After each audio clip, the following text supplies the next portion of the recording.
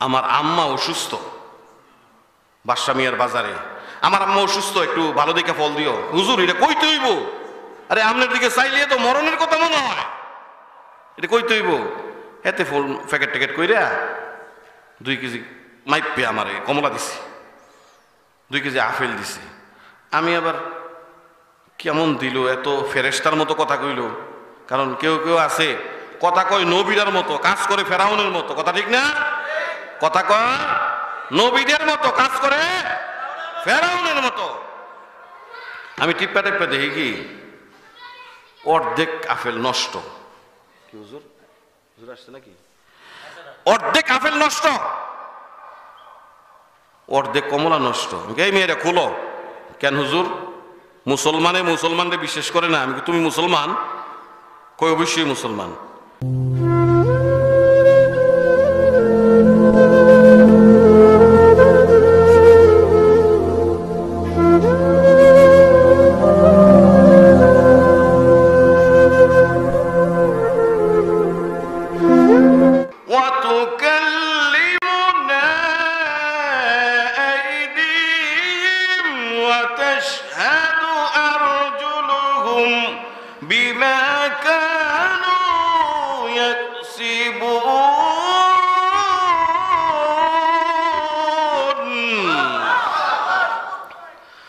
আল্লাহ রাব্বুল আলামিন হাতকে জিজ্ঞেস করবেন, হাত সাক্ষী দে নাফরমান তোরে দিয়ে কি করছে। হাত বলে দিবে আমাকে দিয়ে সুদের টাকা ধরছে, ঘুষের টাকা ধরছে, আমাকে দিয়ে আরেকজনরে মারছে অন্যায় ভাবে। পা বলে দিবে আমাকে দিয়ে হেঁটে হেঁটে অমুক জায়গায় গেছে। ওয়ালা তাকুফু মা লাইসা লাকা বিহি ইলম ইন্নাস সামআ ওয়াল বাসারা ওয়াল ফুআদা কুল্লু উলাইকা কানা আনহু মাসউলা।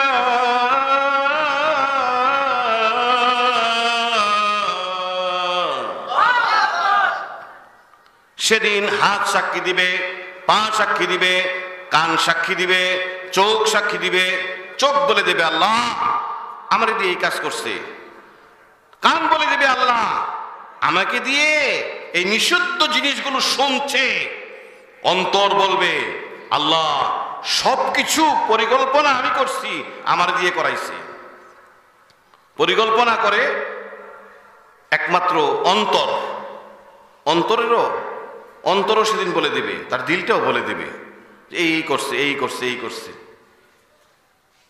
তারপরেও বান্দা স্বীকার করবে না, স্বীকার করবে না। আল্লাহ পাক তার জবান বন্ধ করে দিবেন।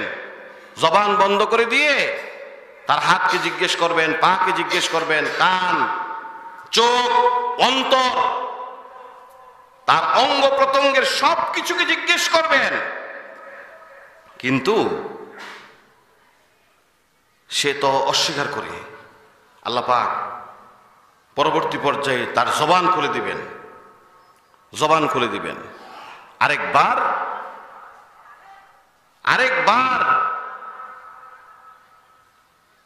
প্রমাণ করাবেন আল্লাহ রাব্বুল আলামিন। কিভাবে প্রমাণ করাবেন এটা আপনারাও জানেন। আল্লাহ রাব্বুল আলামিন বলেছেন কিরামান কাতিবিনা ইয়ালামুনা মা তাফআলুন।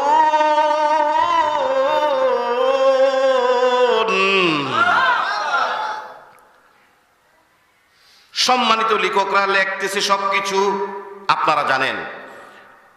ডান দিকের ফেরেশতা নেক লিখে, বাম দিকের ফেরেশতা বদ অর্থাৎ গুনাহগুলো লিখে। তো বাম দিকের ফেরেশতা যা রেকর্ড করছে সারা জীবনে। কারণ আল্লাহ রাব্বুল আলামিন পবিত্র কোরআনে ইরশাদ করেছেন মা ইয়ালফিযু মিন কাওলিন ইল্লা লাদাইহি রাকীবুন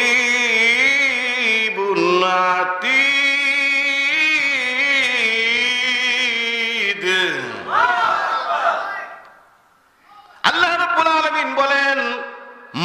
এমন কোনো কাজ করে না যে কাজ আল্লাহর ফেরেশতারা সাথে সাথে রেকর্ড করে না।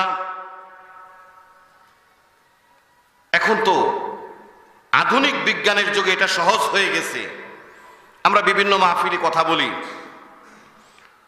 ক্যামেরাম্যানরা ক্যামেরা করে, রেকর্ড করে, ভিডিও করে। তো মনে করেন এই জায়গায় আমি একটা কথা বললাম, কালকে যদি কেউ আমাকে বলে যে আপনি এই কথা বললেন কেন, আমি যদি বলি না আমি কথা বলি নাই, একেবারে হাতে নাতে প্রমাণ করে দিবে, হাতে হাতে প্রমাণ করে দিবে। এই দেখেন, এই যে দেখেন আপনার অঙ্গভঙ্গিমা, এভাবে বলছিলেন, এইভাবে দেখেন আপনারা, উনি এই কথা বলছে। অস্বীকার করার কোনো তো নাই। আল্লাহ রাব্বুল আলামিন তৃতীয়বারের মতো হাসর বারিশের সামনে এগুলো পেশ করে দিবেন। তিনভাবে আল্লাহ রাব্বুল আলামিন যখন এগুলো প্রমাণ দিবেন, তখন বান্দা বলবে আল্লাহ এগুলো আমি করেছি কথা ঠিক, কিন্তু আমার নিজের ইচ্ছায় করি নাই। এগুলো অমুকে অমুকে অমুকে অমুকে আমারে ফাম্মাইরা করাইছে। কে করাইছে? প্রথমত কেউ কেউ বলবে যে আমার আব্বা আম্মার দোষে আজকে আমি জাহান্নামে যাচ্ছি। আমার আব্বা আম্মা মসজিদে না গেলে, মক্তবে না গেলে কোনো কিছুই বলে নাই, কোরআন না শিখলে, নামাজ না পড়লে কোনো কিছুই বলে নাই, স্কুলে না গেলে পিটাইছে। এমন আব্বা আম্মা। হ্যাঁ, কি সুন্দর ফরাও, হাট্টিমে টিম টিম, মাঠে ফারে ডিম। আরেকটা ফরা তো আপনারা শুনছেন, কি সুন্দর সুন্দর ফরা, কত সোয়াব যে হইব। হ্যাঁ, কিরিং কিরিং টেলিফোন, হেলো হেলো হেলো, শুনছেন না? পড়ছেন না? কেউ আমার কথা বুঝেন না? হ্যাঁ, কিরিং কিরিং টেলিফোন, হেলো হেলো হেলো, কে তুমি কাকে চাও বলো বলো বলো। বিলে বলে কয় আমি মেও হেলোকেট ইঁদুরকে চাই, আমি গেছি মার্কেটও বাড়িতে নাই।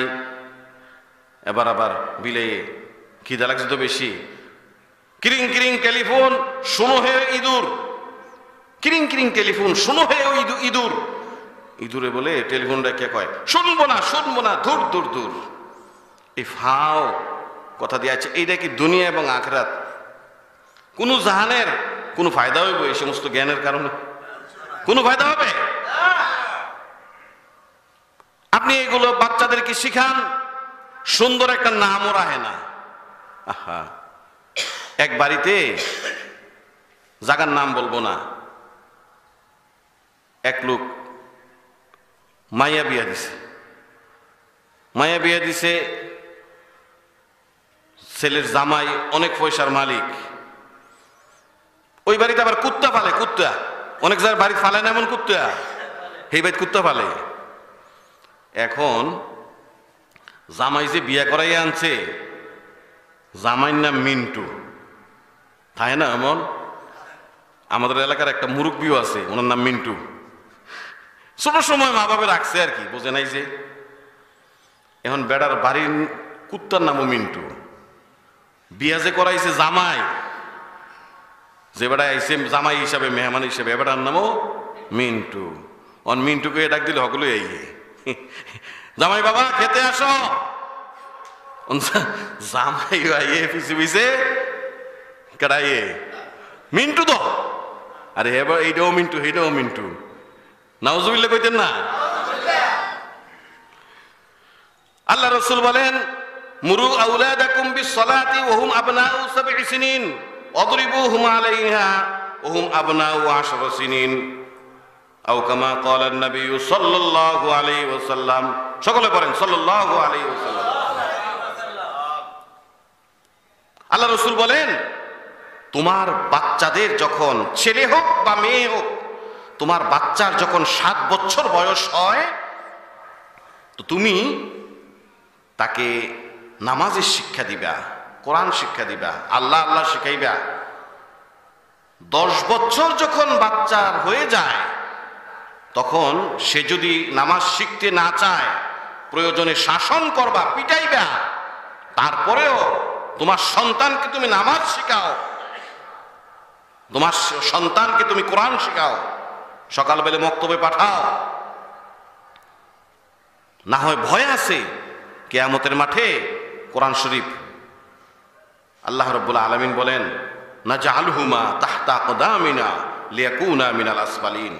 নাজআলহুমা, সেদিন বলতে থাকবে, আয় আল্লাহ, কোথায় আজকে আমাদের মা বাবারা, কোথায় আজকে অভিভাবকেরা, যারা স্কুলে না গেলে পিটাইছে, মাদ্রাসায় না গেলে কিছুই বলে নাই, তারা কোথায় আজকে? তাদেরকে নিয়ে আসো। নাজআলহুমা তাহতা, তাহতা মানে নিচে, আকদাম কদম মানে পা, আকদামিনা লিয়াকুনা মিনাল আসফালিন, তাদেরকে ফালাইয়া, তাদেরকে আমাদের পায়ের নিচে ফালাইয়া পারাইয়া তারপরে আমরা জাহান্নামে যাব। তো বলতে থাকবে, আয় আল্লাহ, আমি এই কাজ করি নাই, এই কাজের জন্য আমার মা বাবা দোষী।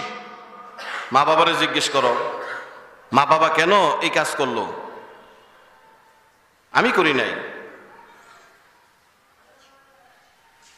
আরেক দল বলবে, আল্লাহ, এই কাজ তো আমি করি নাই, কে করছে? কয় আমার বন্ধু বান্ধবরা আমারে তাল দিছে, যাইবিনি কোম্পানিগঞ্জ লাকি সিনেমা হলে, যাইবিনি ওই তাসের আড্ডায়, মদের আড্ডায়, অমুক বাড়ির ইয়াবা বেছে, এগুলা খাইয়া সারা রাত ব্যাপী টাচ মোবাইলে উলঙ্গ মেয়ের ছবি দেখতে দেখতে আমার শরীর নাপাক হয়ে গিয়েছিল, নাপাক অবস্থায় ঘুমাইছি। আবার ফজরের নামাজ পড়মু কেমনে, শরীর তো নাপাক, নাপাক অবস্থায় আবার সকাল 10টায় উঠছি, বেরাস করছি, আবার ঘোরাঘুরি করছি, বন্ধুরার সাথে গিয়ে আড্ডা মারছি, নামাজ পড়ার সময় পাই নাই, বন্ধুদের তালে বইরা এই কাজটা আমি করছি। আরেক দল বলবে, আল্লাহ, আমার দোষ নাই, আমার নেতা, যার রাজনীতি আমি করতাম, ওই নেতা আমার এই কাজ করাইছে, নেতা আমার দিয়ে মিথ্যা মামলা করছে, আর বলছে, বাবা এদিকে আয়, তোর বাপ তো বহুত সাহসী ছিল, তুই এমন বিড়ালের মতো চলস কেন বেটা? হ্যাঁ, এই কথা বলছে, তোরে এত বড় একটা কথা কইছে। আমি নিজে শুনছি, এক নেতায় কইতেছে, তোরে যদি কিছু কয় একটা থাপ্পড় দে, তুই লাথি দিয়ে তারে ফালাইয়াই পড়বি, যা কইরাম আমি, তোর কোনো চিন্তা নাই। নেতায় ওই জায়গায় পাঠাইছে, ওই জায়গায় পাঠাইছে, এই করছে, ওই করছে, আমার এই খারাপ কাজের জন্য উদ্বুদ্ধ করছে, এই জন্য আমি খারাপ কাজ করছি। আল্লাহ, আমার দোষ নাই, আজকে আমারে বাঁচাইয়া দাও, আমার নেতারে জাহান্নামে নাও। প্রথম তো বলবে আমারে বাঁচাইয়া দাও, আমার মা বাবারে জাহান্নামে নাও। দ্বিতীয়বার বলবে আমার বন্ধুদেরকে জাহান্নামে নাও, আমারে বাঁচাইয়া দাও। তৃতীয়বার বলবে আল্লাহ, আমার নেতারে জাহান্নামে নাও, আমারে তুমি জান্নাত দিয়ে দাও। আল্লাহ বলবেন, ও নেতা, নেতারে এই খারাপ পরামর্শ তাকে কেন দিছিলি, কি জন্য দিছিলি? আর তোর জ্ঞান অনুযায়ী তুই আমল করলি না কেন? তোরে বিবেচনা শক্তি আমি দিয়েছিলাম, বুদ্ধি দিয়েছিলাম, প্রজ্ঞা দিয়েছিলাম, তোর জ্ঞান অনুযায়ী তুই কেন আমল করলি না? যা, আজকে কিয়ামতের মাঠে তুইও জাহান্নামে যা, তোর নেতারেও জাহান্নামে ফেলাম, তোরও রক্ষা নাই, তোর নেতারও রক্ষা নাই। আরেক দল বলবে, আল্লাহ, এই কাজ আমি করি নাই, শয়তানে ওয়াসওয়াসা দিয়ে এই কাজ করাইছে। আল্লাহ বলবেন, ওই শয়তান কই তুই? আল্লাহ, আমি আর কই, আমি তো এগুলো, আমি তো জাহান্নামে। এই তুই নাকি তারে খারাপ কাজের জন্য উদ্বুদ্ধ করছ, প্রবঞ্চনা দিছ? কই আল্লাহ, এই নাফরমানকে জিজ্ঞেস করো, নাফরমান জিন্দিগিতে কোনোদিন আমারে দেখছেনি? জিজ্ঞেস করো তো। আল্লাহ বলবে, বান্দা, তুই জিন্দিগিতে শয়তান রে দেখছনি, শয়তানের চেহারা দেখছনি? শয়তান কালা না সুন্দর, বাইটটা না লম্বা, মোটা না চিকন, কেমন?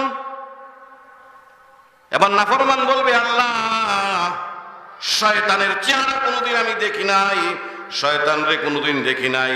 কয় তাইলে তোরে ধোকা দিল কেমনে? কয় আল্লাহ দূর থেকে সে আমারে ওয়াসওয়াসা দিছে, দূর থেকে ওয়াসওয়াসা দিছে। শয়তান বলবে আল্লাহ আমি তো আদম আলাইহিস সালামের সময় বলে আসছি যে আমি এই কাম করব, আমি তো বলছি, কোরআন শরীফে তো আছে সুম্মা লাআতিয়ান্নাহুম মিন বাইনি আইদিহিম ওয়া মিন খালফিহিম ওয়া আন আইমানিহিম ওয়া আন শামাইলিহিম। আমি তো বলছি আল্লাহ তোমার বান্দাদের ডান দিক দিয়ে আমি আক্রমণ করব, বাম দিক দিয়ে আক্রমণ করব, সামনের দিক দিয়ে আক্রমণ করব, পেছনের দিক দিয়ে আক্রমণ করব।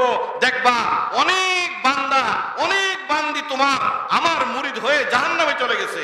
এই কথা তো আমি বলে আসছি। আর কোরআন শরীফে আরো আছে ওয়ালা তাত্তাবিউ খুতুওয়াতিশ শাইতান ইন্নাহু লাকুম আদুউম মুবিন।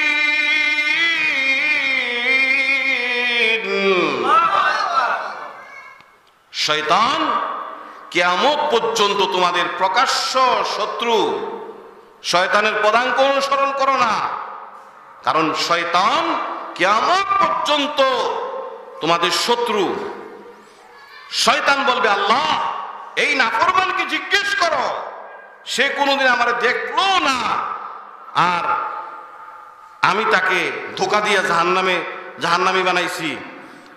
শয়তান ফাকনা ফাকনা কথা কইব ওইখানে থেকে, আল্লাহ যদি আমি আজকে জান্নাতে থাকতাম, বেহেশতে থাকতাম, তাইলে না একটা কথা আছে যে আমি বেহেশত, আল্লাহ আমিও তো এগুন, আমিও তো এই পাই, হ্যাঁ আমিও তো জাহান্নামে। তো তোমার বান্দা আর আজাইরা কথা পাত্রী কইয়া কি লাভ আমার ব্যাপারে? দরকার কি সমস্ত কথা বলার? ফাও কথা, অনাহত অপ্রাসঙ্গিক কথা বলার দরকার কি? আল্লাহ রাব্বুল আলামিন ফেরেশতাদেরকে বলবেন ও আমার ফেরেশতারা খুযু ফাগুল্লু সুম্মাল জাহিমা সাল্লু, খুযু ফাগুল্লু সুম্মাল জাহিমা সাল্লু। ও আমার ফেরেশতারা এই নাফরমানের গলায় বেড়ি লাগাও, হাতে বেড়ি লাগাও, পায়ে বেড়ি লাগাও, গলায় 70 হাত লম্বা একটা শিকল লাগা, এই শিকল লাগাইয়া জাহান্নামের মধ্যে তারে টানাইয়া দে।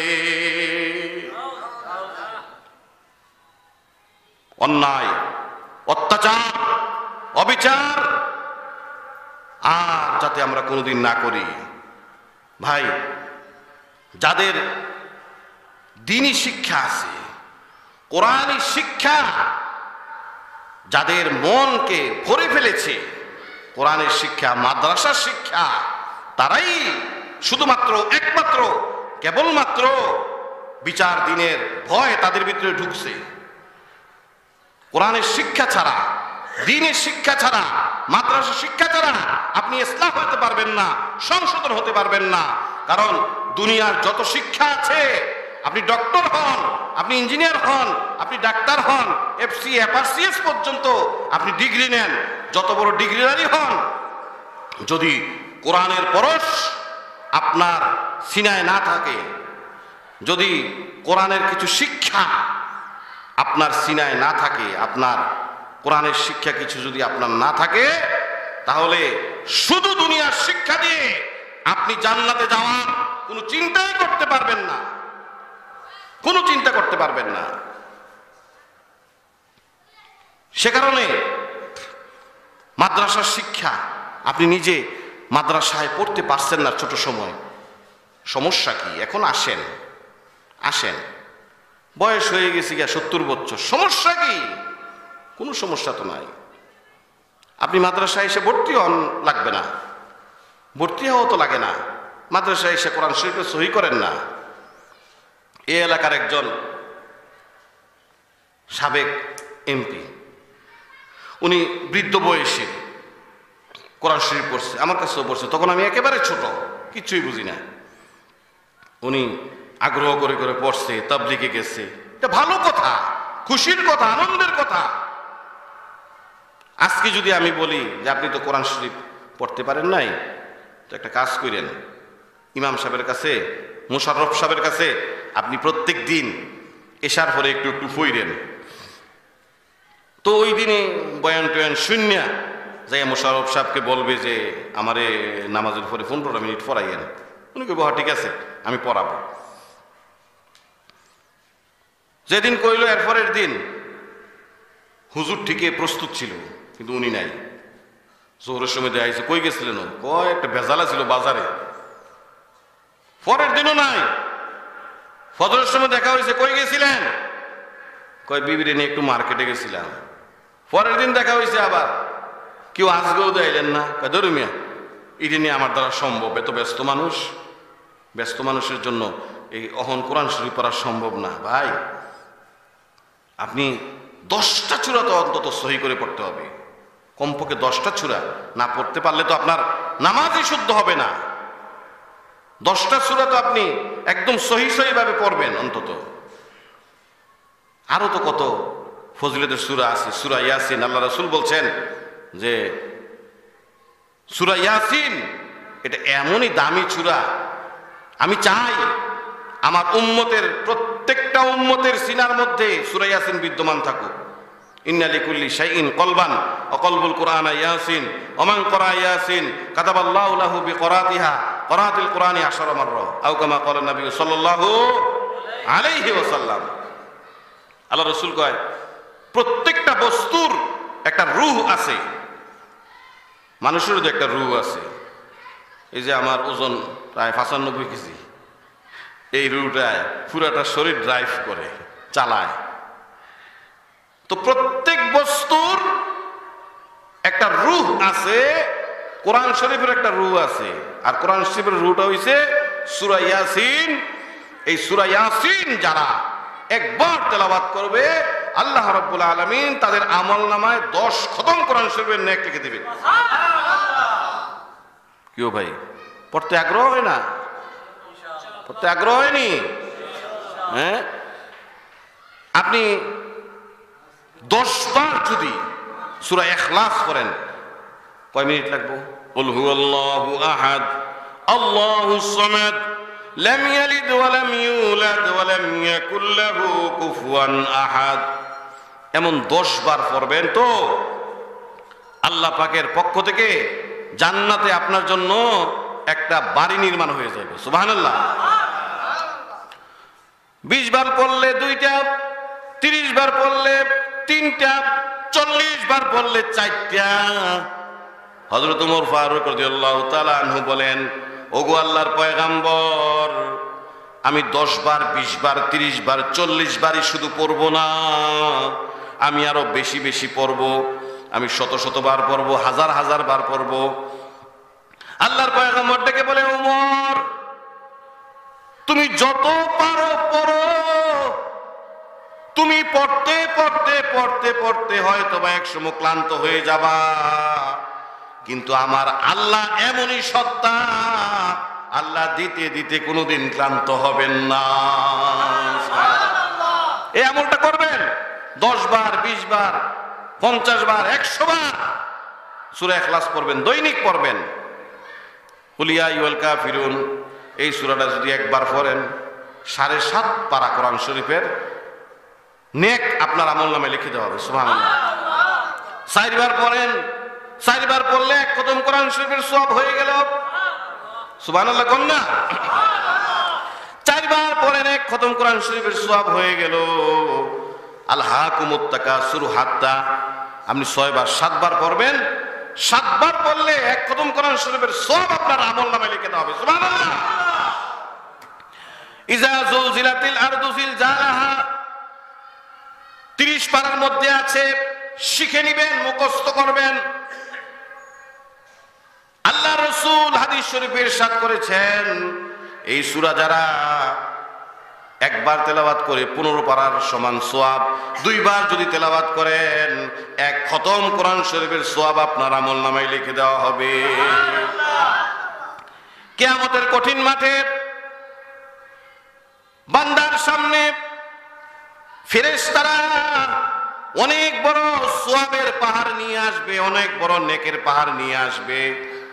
বান্দা বলবে, ও আল্লাহর ফেরেশতা, আমার চোখের সামনে এত বড় নেকের পাহাড়, সওয়াবের পাহাড়, এত নেক তো কোনোদিন আমি করি নাই, এত নেক কোত্থেকে আসলো?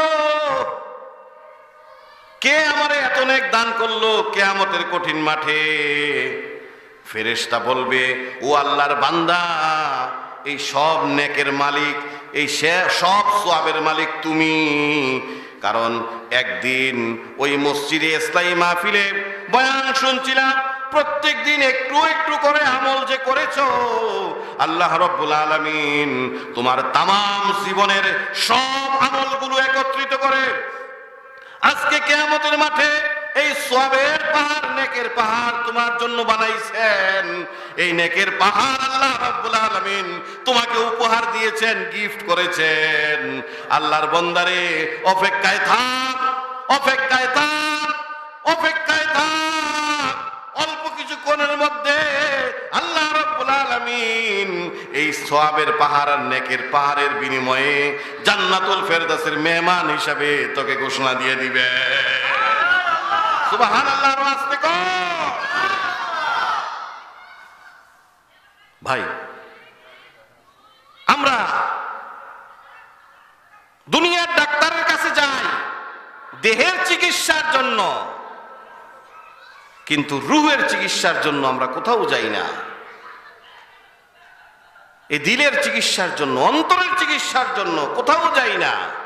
অন্তরের চিকিৎসা করতে হবে, কারণ প্রত্যেকটা পাপ, প্রত্যেকটা গুনাহ আপনি করেন সর্বপ্রথম কল্পনা করে, সিদ্ধান্ত গ্রহণ করে আপনার অন্তর। কথা ঠিক না?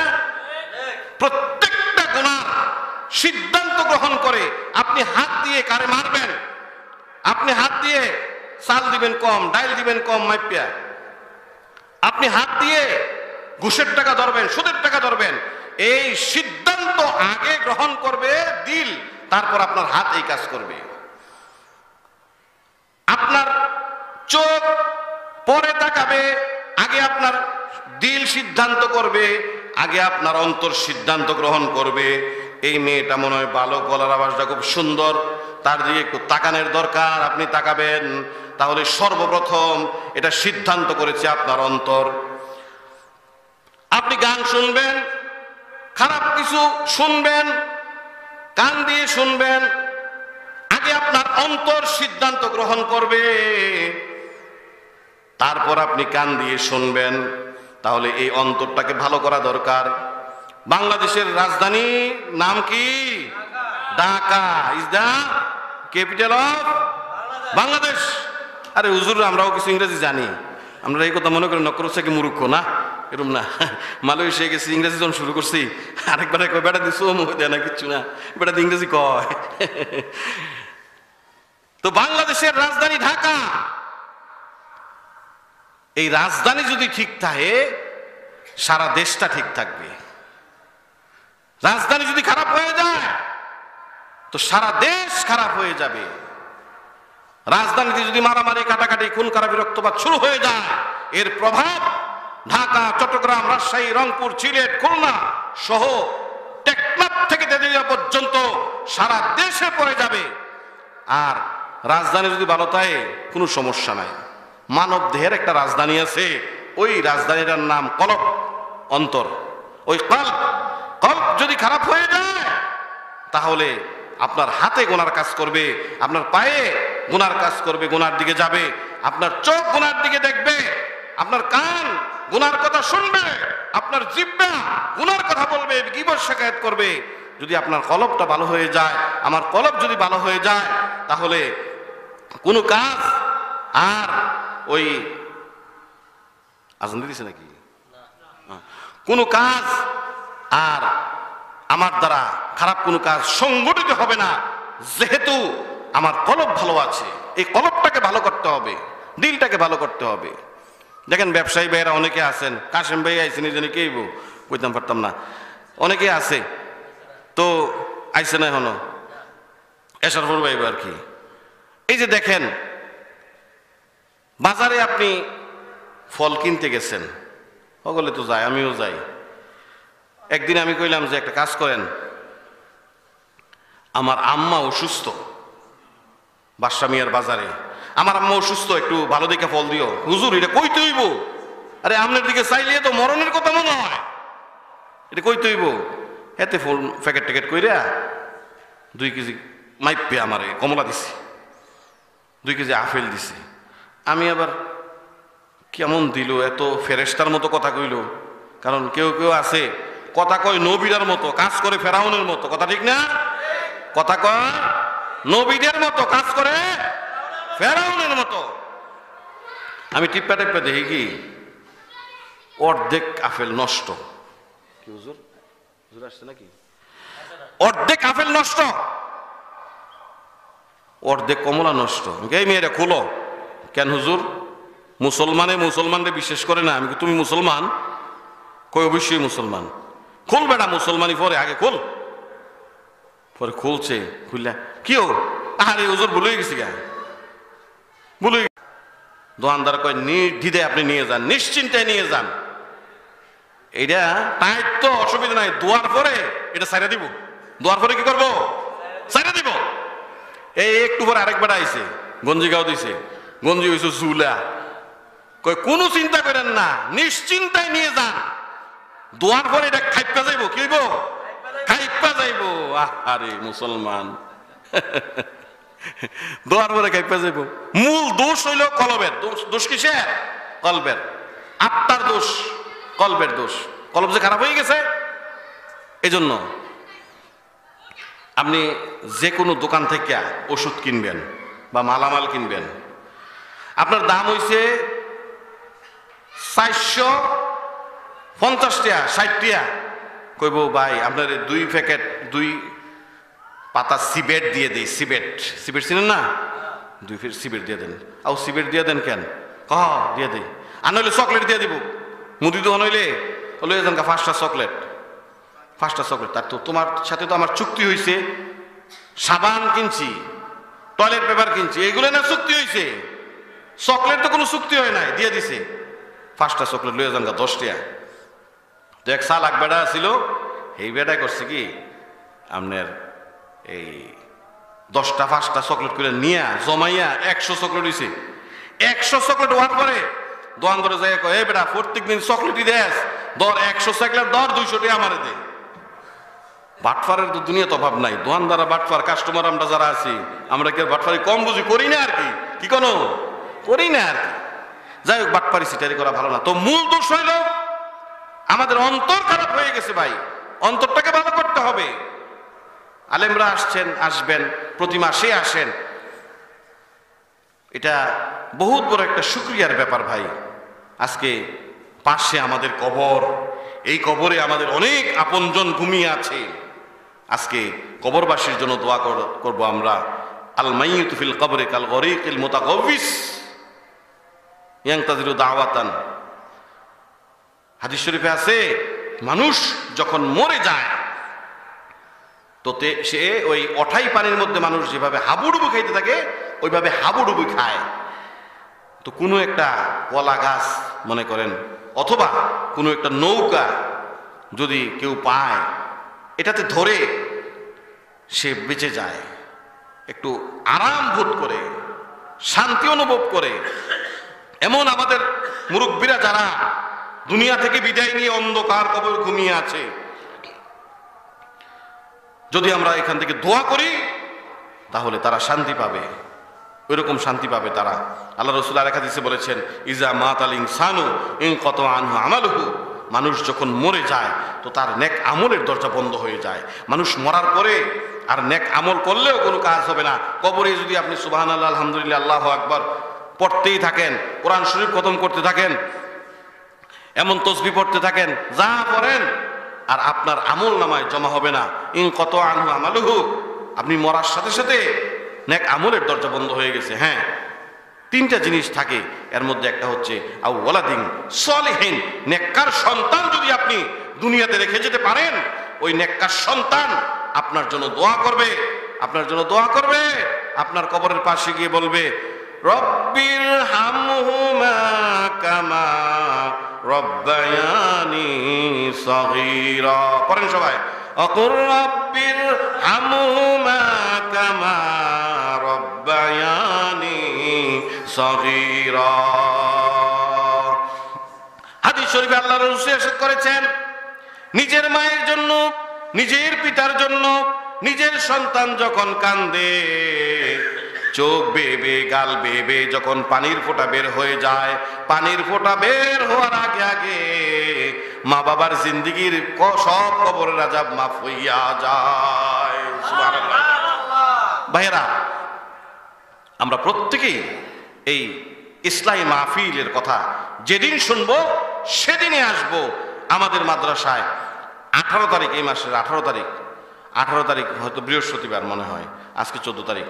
18 তারিখ সুন্দর সুন্দর আলোচনা করেন। প্রতি মাসেই ওলামা ইকরামরা আসেন, আলোচনা করেন। মুফতি আমজাদ সাহেব অনেক সময় থাকেন। তো আপনারা সকলে এই 18 তারিখে আমাদের এখানে যাবেন। এইখানেও যেদিন ইসলামী মাহফিলের কথা শুনেন, আপনিও আসবেন।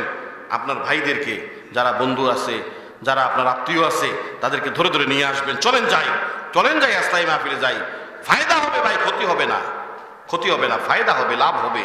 আল্লাহ রাব্বুল আলামিন ইসলামী মাহফিলের আজকে আমরা যারা আসছি, আমাদের দিলকে, আমাদের মনকে এমনভাবে কবুল করো যাতে করে আমাদের দিল, আমাদের অন্তর কোনো খারাপ কাজের পরিকল্পনা না করে, আমাদের হাত দ্বারা, আমাদের পা দ্বারা, আমাদের চোখ, আমাদের নাক, আমাদের মুখ, আমাদের কান, আমাদের জিহ্বা সব কিছু যাতে করে গুনাহমুক্ত থাকে, এভাবে করে আমাদের দিলটা যাতে ওই রকম ভাবে, আমাদের অন্তরটা যাতে আল্লাহ পাক খুব গুনাহমুক্ত করে দেয়।